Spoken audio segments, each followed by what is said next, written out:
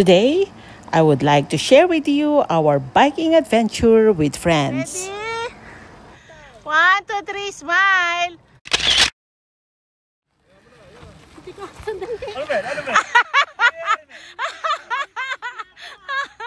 Wow, galing! Okay, go! Yon! Yay! Wow! Wow! So, we decided to hit the biking trail with friends. This path is actually 29-kilometer stretch. Now, we didn't do the full distance. Our group managed to cover 14 kilometers, which was a solid effort and just enough to keep it fun without pushing ourselves too hard. Nasaan na Mel? Ando, nag-ano yung kamay eh. Oh, ayun pa yung dalawa oh. The trail itself was beautiful. It ran through open spaces with wide views, while other sections were shaded with trees that gave us some relief from the sun. Along the way, we had a few stops to catch our breath, sip some water, and of course, take photos together. Riding with friends made the whole experience even better. Lots of laughter, light-hearted racing, and cheering each other on whenever the road started to feel a little long. We even found a couple of nice spots to rest and chat, almost forgetting we were in the middle of biking trip.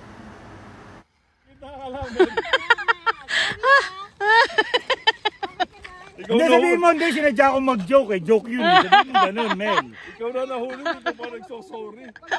Ay, sayang di ko nakuha eh. Natakot ako eh. Mga bikers oh, pawis na, grabe. Pagod na pagod.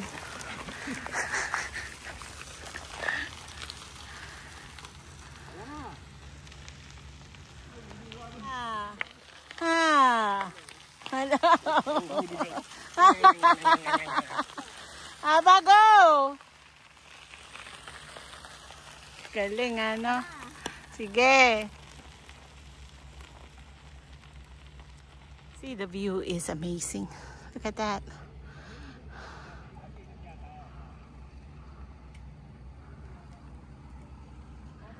Kasama ako. Sabi lang ni ano, sasama si Abay. Di, okay, sama rin. Kaya rin sumama si Marie kasi alam sasama Ayo, yung dalawa eh. oo. Home na rin pala yung upuan mo. Ito? Kasi Oo. Hello. Hi. Hi. See, nice weather, ano? Yeah. Oh, yan tawag dito sa lugar na to? Oh. Jojo, alam mo Marina. Dike eh. Ano, Jo? What's, Pit Meadow Dike. Pit Meadow Dike? Pit Meadows Dike. Oh, Dike Dike Trail. Oh, okay. Ilang kilometers ang ating bubunuin? 27. Ha? Nakakailan na tayo? And the best part, just as we were wrapping up our ride, we caught a breathtaking sunset. The sky turned shades of orange, pink and gold, and it felt like the perfect ending to the day. Almost as if the ride itself had been leading us to that moment. By the time we finished the 14 kilometers, it felt like such an accomplishment. Sure, we didn't conquer the entire 29-kilometer stretch, but the joy was in the journey, pedaling side by side, sharing stories, and just enjoying the day together. Video na kayo, oh. Kaliwa lang yan, ha? Galing nyo, ha? Bigyan mo nga ako, ibubulong ko. Bilisan mo. Pambagal nyo naman, eh. Para kayong mga lolong mag-bike. Next time, maybe we'll challenge ourselves to go a little farther. But for now, this ride reminded me that it's not just about the distance. It's about the memories made along the way.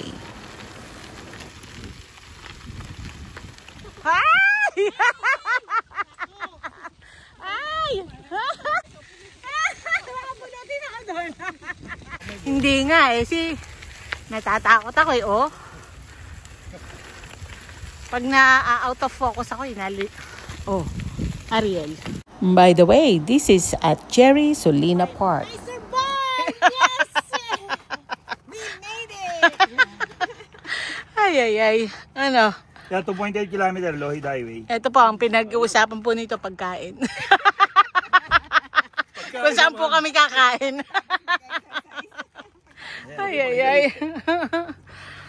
Tapos na exercise po, pagkain naman. When this 2.8 km sa Lohid.